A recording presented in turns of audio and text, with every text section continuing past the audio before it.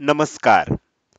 Share market Marathi या YouTube चॅनलवर आपल्या सर्वांचं हार्दिक स्वागत. आजच्या व्हिडिओमध्ये आपण मंगळवार दिनांक 10 सप्टेंबर 2024 साठीचं इंडेक्स व स्टॉकचं विश्लेषण करणार आहोत. मात्र या विश्लेषणाला सुरुवात करण्यापूर्वी आपल्या सर्वांना एक नम्र सूचना आहे, ती म्हणजे या व्हिडिओच्या डिस्क्रिप्शनमध्ये आपण शेअर मार्केट मराठीच्या व्हॉट्सअप, टेलिग्राम आणि फेसबुक ग्रुपच्या लिंक दिलेल्या आहेत. तुम्ही ते ग्रुप जॉईन करू शकता.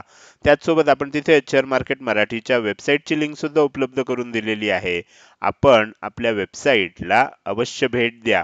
या महत्त्वाच्या सूचनेनंतर आता आपण आपल्या मूळ विषयाकडे परत येऊया आणि आज सोमवारी इंडेक्समध्ये कशा प्रकारे मूव्हमेंट झाली व उद्या मंगळवारी कशा प्रकारे होऊ शकते याचं विश्लेषण करण्यासाठी डायरेक्टली जाऊया चार्टवर. आणि इथे मी बँक निफ्टीचा 15 मिनिटाचा चार्ट ओपन केलेला आहे.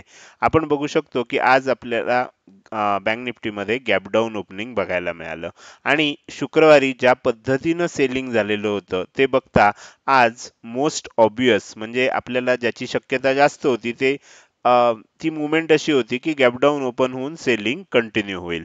पण मार्केटमध्ये नेहमी एक गोष्ट लक्षात ठेवायची असते की जी मोस्ट ऑब्वियस मूव असते, म्हणजे आपल्याला जी वाटतं की जे हमखास आता होणारच आहे, ती मुवमेंट बऱ्याच वेळेला होत नाही आणि त्याच्याबरोबर अपोजिट मुवमेंट होते.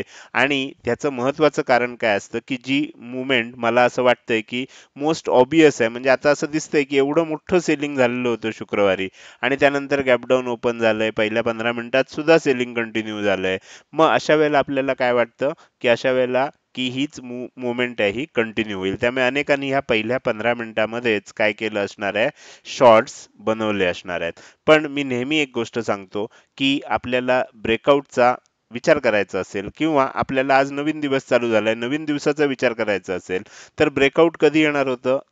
आदल्या दिवशीचा लो जो आहे तो ब्रेक झाल्यानंतर. आदल्या दिवशीचा लो कधी ब्रेक झाला? पहिल्या 15 मिनिटामध्ये आपल्याला आदल्या दिवशीचा लो ब्रेक झाला आणि त्याच्या खाली क्लोजिंग आलं. आपली दुसरी अट काय आहे? ही झाली पहिली अट, की जी काही लेवल असेल खालच्या बाजूनं ब्रेकआउट यायला पाहिजे असेल, तर जी लेवल असेल त्याच्या खाली क्लोजिंग आलं पाहिजे. ही पहिली अट आहे. दुसरी अट काय आहे? की त्याचा जो काही लो असेल तो नेक्स्ट कॅन्डलनं ब्रेक केला पाहिजे. त्याच्या वेळेला आपण क्लोजिंग बघत नाही. ह्या लेवलच्या थोडंसं जरी खाली किंमत जायला लागली असती, आपण एक 5-10 किंवा 15-20 पॉईंटचा आपण इथे बफर देऊन तिथे आपण काय केलं पाहिजे, मग इथे विचार केला पाहिजे की आपण शॉर्ट करायचंय का किंवा पुट बाय करायचंय का, मंदी करायची आहे का. अशी माझी स्वतःची पद्धत आहे. तुम्ही बघू शकता पहिल्या 15 मिनिटामध्ये कालचा लो ब्रेक झाला, मात्र आज जो काही लो बनला तो नंतर ब्रेक झाला का? झाला नाही. मोस्ट ऑब्वियस मुवमेंट काय होती किंवा ज्याला सगळ्यांना असं वाटत काय होतं की आता इथून सेलिंग येणार आहे आणि त्याच क्षणी मार्केटमध्ये रिव्हर्सल आलं. हे कायम घडतं आणि इथे मार्केटमध्ये ट्रॅप केलं जातं. आता ज्यांनी शुक्रवारी हे सगळं सेलिंग बघितलेलं होतं, आज ओपनिंग नंतर सुद्धा खाली गेलंय. त्यामुळे काय झालं, शुक्रवारी ज्यांनी ट्रेड होल्ड केला होता किंवा आज सकाळी पहिल्या 15 मिनिटामध्ये घाई गडबड करून ज्यांनी शॉर्ट केलं, त्या सगळ्यांना ट्रॅप केलं गेलं आणि त्यानंतर आणि हे ट्रॅप झाल्यानंतर कायम लक्षात ठेवा की ज्या वेळेला ट्रॅप होतं तुम्हाला बाहेर पडायची संधी दिली जात नाही. तो इथे बघितलं तर लक्षात येईल, पहिल्यांदाच एक शॉर्ट कव्हरिंग आलं, इथे हाय बनला, पुन्हा एक छोटंसं सेलिंग आलं, पुन्हा एक तेजी झाली आणि पुन्हा ज्या वेळेला सेलिंग झालं, म्हणजे इथे जर तुम्ही बघितलं तर पहिल्या 15 मिनिटात एक प्रयत्न झाला, त्यानंतर पुन्हा इथे एक अर्धा पाऊण तास प्रयत्न झाला, पुन्हा वर गेल्यावर पुन्हा प्रयत्न. पण ह्या प्रत्येक वेळेला तुम्हाला एक गोष्ट लक्षात येईल की जो लो आहे तो कधीही ब्रेक झाला नाही. प्रत्येक वेळेला हायर लो बनत गेला. कायम लक्षात ठेवा, कंटिन्युएशन जेव्हा जेव्हा व्हायला पाहिजे असेल तेव्हा प्राइस ऍक्शन व्हायला पाहिजे आणि ती कंटिन्युएशनची असली पाहिजे. म्हणजे जेव्हा सेलिंग होतंय आपल्याला लोअर हाय लोअर लो बनत गेले पाहिजेत. पण इथे काय दिसलं आपल्याला, त्याच्यापूर्वी बघा तुमच्या लक्षात येईल की आपल्याला कायम लोअर लो बनत गेलेले दिसत आहेत. तर अशा पद्धतीनं ज्या वेळेला आपल्याला सेलिंग झाले त्यावेळेला लोअर लो लोअर हाईज बनत गेले आणि आता मात्र असं लक्षात येईल की इथे तसं झालं नाही आणि मग इथे रिव्हर्सल आलं. आणि हे रिव्हर्सल बेसिकली कशामुळे आलं, तर शॉर्ट कव्हरिंगमुळे आपल्याला बघायला मिळालं. आता ह्याच्यामध्ये खरेदी करायचं का? तर ते आता आपल्याला बघायचं आहे. इंट्राडे साठी आपण वेगळा विचार करू शकतो आणि आपल्याला जर थोडंसं पोझिशनल विचार करायचा असेल तर आपण वेगळ्या पद्धतीनं विचार करू शकतो. आधी आपण काय करूया, नॉर्मली उद्यासाठीचं विश्लेषण करूया. तर मंगळवारी काय होऊ शकतं, तर बँक निफ्टीसाठी आपण काय केलंय, वरच्या बाजूला 51,200 ही इम्पॉर्टंट लेवल घेतलेली आहे. खालच्या बाजूला 50,900 ही इम्पॉर्टंट लेवल आपण घेतलेली आहे. आता ह्या दोघांमध्ये साधारण आपल्याला 300 पॉईंटचा फरक आहे, म्हणजे 250 पेक्षा जास्तचा डिफरन्स असल्यामुळे आपण इथे काय केलंय, 51,042 च्या आसपास आपण एक सेंट्रल लाईन घेतली आहे. एक्झॅक्ट जे काय दोघांमधला डिफरन्स असतो भागिले 2 करतो आणि तिथे आपण ही सेंटर लाईन घेतो. तर त्या पद्धतीनं ती घेतलेली आहे. आता काय होईल, जर समजा उद्या मंगळवारी ह्या एरियामध्ये म्हणजे 51,050 आहे असं समजूया ही लेवल, आणि ही 51,200 ह्या रेंजमध्ये ओपन झालं, तर आपल्याला वाट बघायची, म्हणजे जसं आज सकाळी सुद्धा आपल्याला वाट बघायची होती की पहिल्या 15 मिनिटांमध्ये काय झालं, त्याचा लो ब्रेक झाला का, तसं इथे आपल्याला वाट बघायची की पहिल्या 15 मिनिटांमध्ये हाय ब्रेक होतोय का. 51,200च्या म्हणजे इथे फ्लॅट ओपन झालं आणि 51,200च्या वर टिकलं, तर 51,200च्या वर टिकल्यानंतर त्याचा हाय नेक्स्ट कॅन्डल मध्ये ब्रेक होतोय का. आणि त्यामध्ये सुद्धा तेजी करताना थोडंसं सावध राहायचंय, कारण काय झालंय, शुक्रवारी एक सेलिंग आलेलं आहे, ऑप्शन बायरला खूप चांगलं प्रॉफिट झालेलं आहे. त्यानंतर आज सोमवारी मार्केटमध्ये एक रिव्हर्सल आलंय, म्हणजे तेजी झालेली आहे. म्हणजे हे दोन्ही दिवस आपण जर बघितलं तर ट्रेंडिंग मार्केटचे होते. टेक्निकली आपण असं म्हणू शकतो, प्रत्येकालाच होईल असं नाही, पण टेक्निकली असं म्हणू शकतो की हे दोन्ही दिवस ऑप्शन बायरचे होते. त्यामुळे आता मार्केट थोडंसं स्टेबल होऊ शकतं, शांत होऊ शकतं आणि ऑप्शन सेलरसाठी साईडवेज जाऊ शकतं. जर सेलिंग उद्या मंगळवारी जर आलं नाही तर मार्केटमध्ये लगेच खूप मोठी तेजी होण्याची शक्यता आता वाटत नाही. हळूहळू होऊ शकते, साईडवेज मार्केट होऊ शकतं. मागच्या काही दिवसांपूर्वी ज्या पद्धतीनं मार्केट होतं तशा प्रकारचं मार्केट आपल्याला बघायला मिळू शकतं. तर आपण आता इथे लक्षात ठेवायचं की 51,200च्या वर जर ब्रेकआउट आला तरच आपल्याला वर जात असताना मग 51,300, 51,400 आणि जास्तीत जास्त 51,500 चा आपण विचार करू शकतो. म्हणजे आताच्या तेजीमध्ये आपण जास्तीत जास्त इथपर्यंतच जाऊ शकतो. खरा कुठपर्यंत विचार करायला पाहिजे, आपल्याला 51,400 पर्यंतच करायला पाहिजे, कारण तुम्ही बघू शकता शुक्रवारी 51,400च्या थोडंसं खालीच आपल्याला काय झालं, रेझिस्टन्स फेस झाला आणि सेलिंग कंटिन्यू झालं होतं. त्यामुळे जास्तीत जास्त आपण 51,400 आणि खूप झालं तर 51,500 पर्यंत जाऊ शकतो. अर्थात काही पॉझिटिव्ह न्यूजच आली आणि त्याच्यामुळे जर गॅप अप ओपन झालं आणि त्या ड्राईव्हमुळे जर आपल्याला किंमत वर गेली तर ती वेगळी गोष्ट आहे. मात्र अन्यथा आपल्याला नॉर्मल मार्केटमध्ये जास्तीत जास्त ह्या लेवलचा विचार जर तेजी होणार असेल तर करावा लागेल. जर इथेच ओपन झालं, फ्लॅट ओपन झालं आणि खाली यायला लागलं तर आपल्याला थोडंसं सावध राहायला लागणार आहे. जोपर्यंत 51,000 ही लेवल जी आहे किंवा 50,900 ही लेवल जी आहे, कारण ह्या दोन लेवल ज्या आहेत ह्या सपोर्ट म्हणून काम करणार आहेत. जोपर्यंत ह्या दोन लेवल खालच्या दिशेनं ब्रेक होत नाहीत तोपर्यंत आपल्याला मोठं सेलिंगचा सुद्धा विचार करायचा नाहीये. कारण काय होतं, आपल्याला मार्केटमध्ये एक खूप मोठं सेलिंग झालंय, मानसिकता आपली अशी झालेली असते की मार्केट आता बेअरिश झालंय, तोपर्यंत मार्केटनं आज एक बाउन्स दिलाय, म्हणजे आपण कन्फ्युजन मध्ये असतो की आता काय होणार आहे. तर अशा वेळेला थोडंसं आपल्याला प्राइस ऍक्शन बघणं आवश्यक आहे. तर त्यामुळे पुन्हा जर खाली येत असलं आणि 50,900 ही लेवल खालच्या दिशेनं ब्रेक होत असलं तर त्या दिवशी जसं मी शुक्रवारसाठी सांगितलेलं होतं की जर सेलिंग आलं, गॅपडाऊन ओपन झालं आणि सेलिंग आलं तर एक मोठं सेलिंग होऊ शकतं.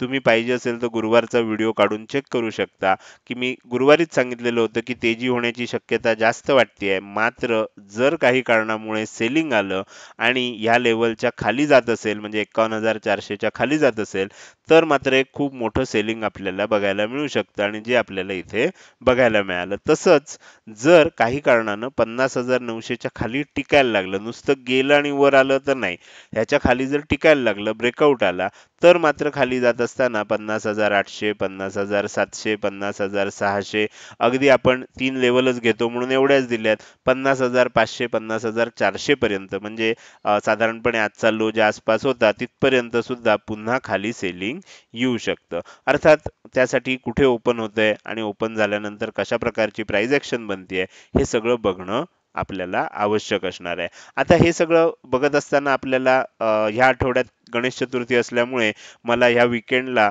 आपण जे वीकली आणि डेली अनालिसिस करतो ते करणं शक्य झालं नाहीये. त्यामुळे मी थोडक्यात इथे तुम्हाला आणखीन एक गोष्ट समजून सांगण्याचा प्रयत्न करतोय. ते म्हणजे आपण थोडंसं डेली टाइम फ्रेमला बघूया.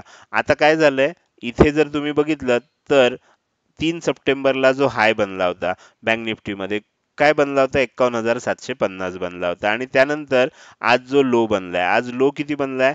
50,360 च्या आसपास बनलाय. आता ह्या दोन लेवलमध्ये जर आपण फिब रिट्रेसमेंट लेवल लावली तर आपल्याला काय होऊ शकेल, लेवल समजू शकतील कुठे कुठे आहेत. तर इथे मी काय केलं, ह्या दोन लेवलमध्ये आपल्याला फिब रिट्रेसमेंट लेवल लावलेले आहेत. आता इथे जर आपल्याला बघायचं असेल तर सगळ्यात महत्त्वाची लेवल आपल्यासाठी कोणती आहे, तर 50% ची लेवल आहे. 50% ची लेवल आपल्याला इथे दिसते, जस्ट त्याच्यावर आज क्लोजिंग आलेलं आहे. उद्या आता ही लेवल कोणती आहे, तर 51,060 च्या आसपास आहे. आपण 51,050च आहे असं समजूया. 51,050 ह्या लेवलच्या खाली जर उद्या टिकायला लागलं आणि हे खाली टिकत असताना काय आपल्याला लक्षात ठेवायचं आहे, हा एरिया जो आहे हा सपोर्ट एरिया म्हणून काम करणार आहे. 50,900 च्या वरचा जो भाग आहे, 50,900 जोपर्यंत तुटत नाही, जरी 50% च्या खाली आलं तरी थोडंसं इथे सावध राहायला पाहिजे. आणि जर ह्याच्या खाली यायला लागलं तर मात्र आपण पुन्हा खाली जाऊ शकतो आणि 50,350 पर्यंत सुद्धा आपल्याला जाता येऊ शकतं. ही गोष्ट लक्षात ठेवायची आहे. तसंच जर ही 50% च्या वर टिकलं, म्हणजे 51,060 च्या वर टिकत असेल, तर आपल्याला कुठे रेझिस्टन्स असणार आहे, तर तुम्ही इथे बघू शकता की ही जी लेवल आहे 61.8% ही कुठे आहे, तर 51,225 च्या आसपास आहे. आणि ही जी लेवल आहे 78.6% ची 51,450, म्हणून मी सांगतानाच सांगितले की 51,400 पर्यंतच, आणि खूप झालं तर 500 पर्यंत आपल्याला टार्गेट ठेवावं लागेल. तर हा जो वरचा एरिया आहे हा आपल्यासाठी रेझिस्टन्स असणार आहे. कोणता एरिया? 51,225 पासून 51,450 पर्यंतचा. कारण इथे तुम्ही बघितलं तर तशी तुम्हाला गॅप लक्षात येते की ही जी गॅप तयार झाली होती, म्हणजे प्राइस ऍक्शन नुसार सुद्धा दिसतंय आपल्याला. इथे आपण फिब रिट्रेसमेंट लेवल लावले आहेत, म्हणजे गणितानुसार सुद्धा आपल्याला इथे रेझिस्टन्स दिसतोय. त्यामुळे वर जाताना, म्हणून मी मगाशी काय म्हटलं होतं की आपल्याला वर जर जाणार असेल मार्केट तर ते हळूहळू जाऊ शकतं. 2 दिवस ऑप्शन बायरचा खूप मोठा फायदा झालेला आहे टेक्निकली, कारण इथे खूप मोठं सेलिंग झालं, ट्रेंडिंग मार्केट होतं, ते ऑप्शन बायरचा फायदा होतो. मात्र आता साइडवेज मार्केट होण्याची शक्यता आपल्याला आहे, तर त्या पद्धतीनं आपल्याला विचार करणं आवश्यक आहे. तर हे थोडंसं मी डिटेलमध्ये सांगण्याचा प्रयत्न केला. आता आपण पुढे जाऊया आणि उद्या ज्या इंडेक्समध्ये आपल्याला विकली ऑप्शन एक्सपायरी आहे त्या इंडेक्समध्ये म्हणजेच फिन निफ्टीचं आपल्याला विश्लेषण करायला सुरुवात करूया. तर इथे मी फिन निफ्टीचा चार्ट ओपन केलेला आहे.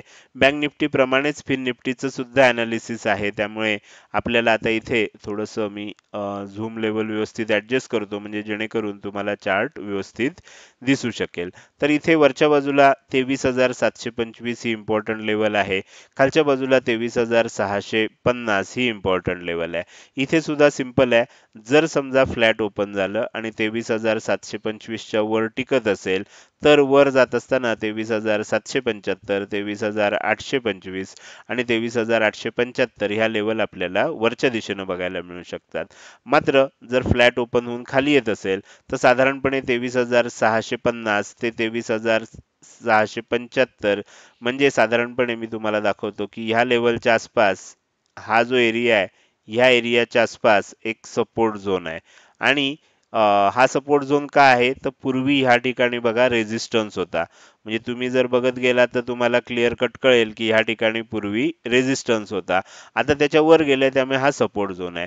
त्यामुळे 23,650 च्या खाली टिकलं तरच आपल्याला सेलिंग करायचं आहे. आणि मग कोणती टार्गेट येऊ शकतात? 23,600, 23,550 आणि 23,500 ही 3 टार्गेट आपल्याला खालच्या दिशेनं बघायला मिळू शकतात.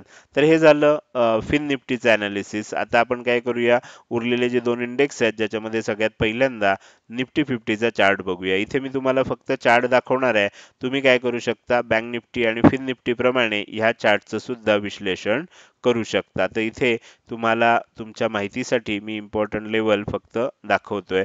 तुम्हाला पाहिजे असेल तर निफ्टीच्या ह्या चार्टचं स्क्रीनशॉट घेऊ शकता, म्हणजे तुम्हाला इम्पॉर्टंट लेवल आणि टार्गेट लेवल कुठे आहेत ते लक्षात येईल. त्यानंतर आपण पुढे जाऊया आणि शेवटचा इंडेक्स जो आहे निफ्टी मिड कॅप सिलेक्ट, तर त्याच्यामध्ये सुद्धा इम्पॉर्टंट लेवल आणि टार्गेट लेवल्स तुम्हाला इथे दिसत आहेत. ह्याचा सुद्धा तुम्हाला पाहिजे असेल तर स्क्रीनशॉट काढून घेऊ शकता. तर हे झालं इंडेक्सचं अनालिसिस. आता आपल्याला थोडंसं पुढे जायचं आहे आणि स्टॉकचं अनालिसिस करायला सुरुवात करायची आहे. तर त्यासाठी मी तुम्हाला पुन्हा एकदा चार्टवर घेऊन जातोय. सगळ्यात पहिल्यांदा आपण टाइम फ्रेम जी आहे ही डेली टाइम फ्रेम करूया. त्यानंतर मी झूम लेवल थोडी ऍडजस्ट करतोय आणि तुमच्यासाठी जे काढलेले स्टॉक आहेत ते दाखवायला सुरुवात करतोय. सगळ्यात पहिला स्टॉक आपण इथे बघणार आहोत तो आहे डाबर. डाबर हा स्टॉक जो आहे ह्याच्यामध्ये आपल्याला आता डब्ल्यू पॅटर्न बनून ब्रेकआउटला तयार झालेला स्टॉक दिसतोय. तुम्ही इथे बघू शकता की हे सेलिंग झालं होतं, त्यानंतर इथून एक बाउन्स आला होता, पुन्हा सेलिंग झालं होतं आणि पुन्हा डब्ल्यू पॅटर्न बनून आपल्याला याचा ब्रेकआउट मिळालेला आहे. समजा 662 रुपयाच्या आसपास असणारी ही जी लेवल आहे, जी मागचे अनेक दिवस जर तुम्ही बघितलं तर 662 आणि 651 ह्या दोन लेवलच्या आसपास आपल्याला कायम रेझिस्टन्स फेस केला जातोय. तुम्ही जर बघितलं तर इथे तुमच्या लक्षात येईल, इथे रेझिस्टन्स फेस झाला, इथे रेझिस्टन्स फेस झाला, इथे रेझिस्टन्स फेस झाला, इथे रेझिस्टन्स फेस झाला आणि आता आपण ती लेवल ब्रेक कर म्हणजे 3-4 वेळा रेझिस्टन्सला आपण धडक मारल्यानंतर तो रेझिस्टन्स मग वीक होत जातो आणि आता तो ब्रेक होण्याची शक्यता निर्माण झालेली आहे. जर समजा 662 किंवा 665 रुपयाच्या वर हा स्टॉक जर टिकत असेल तर येणाऱ्या काळात या स्टॉकमध्ये आपल्याला 675 रुपयापर्यंतची तेजी बघायला मिळू शकते. टेक्निकली टार्गेट काढायचं असेल तर तुम्ही काय करू शकता, 645 च्या आसपास किंवा 640 रुपयाच्या आसपास इथे जर स्टॉप लॉस असेल तर 640 रुपयापासून 665 म्हणजे 25 रुपये आणि मग तिथून वर 25 रुपये अशा प्रकारे आपण टार्गेट ठेवू शकतो. तर त्यामुळे डाबर या स्टॉकमध्ये आता ब्रेकआउट येण्याची शक्यता निर्माण झालेली आहे. अर्थात तो काय ब्रेकआउट लगेच येईल आणि आल्या आल्या लगेचच आपल्याला टार्गेट देईल असं नाही. स्टॉकमध्ये थोडंसं आपल्याला वाट बघावी लागू शकते. त्यानंतर आपण पुढे जाऊया. पुढचा स्टॉक जो आहे तो माझा फेवरेट स्टॉक आहे, ज्या स्टॉकचं नाव आहे ICICI bank limited. ICICI bank limited मध्ये काय झालंय बघा की इथे आपल्याला बुलिश एनगल्फिंग पॅटर्न तयार झालेला दिसतोय. आज ज्या पद्धतीनं खाली ओपन झालं आणि आपण शुक्रवारचा लो ब्रेक केला होता आणि शुक्रवारचा हाय ब्रेक करून आपण वरच्या दिशेनं येतोय. 1235 रुपयाच्या आसपास असणारी ह्या लेवलच्या वर जर हा स्टॉक टिकला, 1235 च्या वर टिकला तर वर जात असताना 1250 1260 रुपये अशी टार्गेट्स आपल्याला या स्टॉकमध्ये बघायला मिळू शकतात. आणि जर समजा तिथूनही वर जात असेल तर 1270 रुपयापर्यंत जाऊ शकतो, कारण 1200 रुपयाच्या आसपास इथे सपोर्ट घेतलेला आहे आज आणि 1235 चं ब्रेकआउट आहे. म्हणजे 35 रुपयाचा हा डिफरन्स आहे. इथून वर जर टिकला तर आणखीन 35 रुपये म्हणजे 1270 रुपयापर्यंत हा स्टॉक आपल्याला तेजी करताना बघायला मिळू शकतो आणि तशा पद्धतीनं जर तेजी केली तर आपल्याला एक नवीन हाय बनताना सुद्धा आयसीआयसीआय बँक या स्टॉकमध्ये आत्ताचा रिसेंट लेवलचा बघायला मिळू शकतो.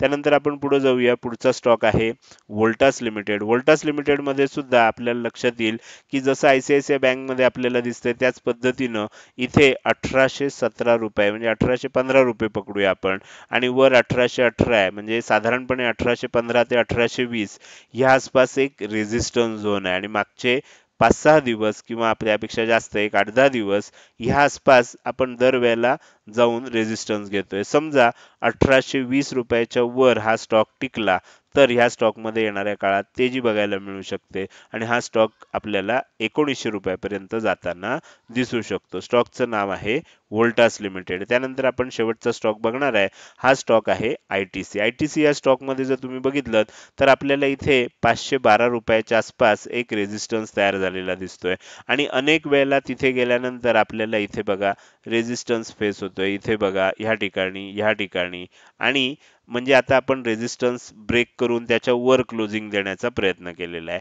ही झाली पहिली गोष्ट. दुसरी गोष्ट जर तुम्ही बघायला गेला तर तुमच्या इथे लक्षात येईल की आपल्याला इथे ट्विझर बॉटम पॅटर्न तयार झालेला आहे. म्हणजे शुक्रवारी जेवढं सेलिंग झालं होतं त्या आसपास, जिथे क्लोज झालं होतं त्या आसपास ओपन झालं आणि जिथनं सेलिंग झालं होतं तितकंच, म्हणजे ह्या दोन जवळजवळ सारख्याच आकाराच्या कॅन्डल आयटीसी मध्ये बनलेल्या आहेत. याला आपण ट्विझर बॉटम पॅटर्न म्हणतो. बऱ्याच वेळेला काय होतं, सेलिंग होत असताना समजा इथे तसा जर पॅटर्न बनला ह्या ठिकाणी आणि त्याचा हाय जर आपल्याला ब्रेक झाला तर रिव्हर्सल बघायला मिळू शकतं. मात्र आता हा टॉपला बनलाय. जरी ट्विझर बॉटम पॅटर्न असला तरी तो टॉपला बनलेला आहे आणि त्यामुळे जर 512, 515 रुपयाच्या वर हा स्टॉक टिकत असेल, तर येणाऱ्या काळात ह्या स्टॉकमध्ये 530 रुपयापर्यंतची तेजी बघायला मिळू शकते. स्टॉकचं नाव आहे ITC लिमिटेड. तर हे झालं इंडेक्स सोबतच स्टॉकचं अनालिसिस. हे अनालिसिस तुम्हाला कसं वाटलं? जर हे अनालिसिस तुम्हाला आवडलं असेल, तर नक्कीच तुम्ही या व्हिडिओला एक लाईक करू शकता आणि कसं वाटलं हे कमेंट सेक्शनमध्ये टाईप करून सांगायला अजिबात विसरू नका. लक्षात ठेवा तुमची एक लाईक आणि एक चांगली कमेंट हीच माझ्यासाठी प्रेरणा असते, ज्याच्या सहाय्यानं रोजच्या रोज हे विश्लेषणाचे व्हिडिओ मी बनवत असतो. त्यामुळे व्हिडिओ आवडल्या लगेच लाईक करा. कसा वाटतोय? काही सूचना असतील तर त्या कमेंटमध्ये अवश्य सांगा. त्याचसोबत हा व्हिडिओ तुम्ही अजूनपर्यंत बघताय आणि अजूनही जर तुम्ही शेअर मार्केट मराठी आपल्या यूट्यूब चॅनलला सबस्क्राईब केलं नसेल, तर आत्ता ताबडतोब लगेच सबस्क्राईब करा आणि शेजारी असणाऱ्या बेल आयकॉनला क्लिक करून ऑल असं नोटिफिकेशन निवडा. म्हणजे इथून पुढे रोजच्या रोज येणारे हे विश्लेषणाचे व्हिडिओ मी अपलोड केल्या तुम्हाला विनाविलंब बघता येतील. आजच्या या व्हिडिओमध्ये मी इथेच आपली रजा घेतोय. धन्यवाद.